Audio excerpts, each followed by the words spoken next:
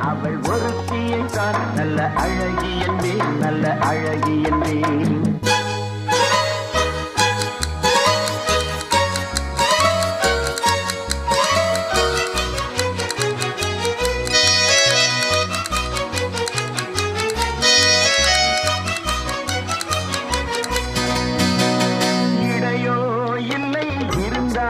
முல்லை கொடி போல் மெல்ல மழையும் சின்ன குடை போல் விரியும் இமையும் விழியும் பார்த்த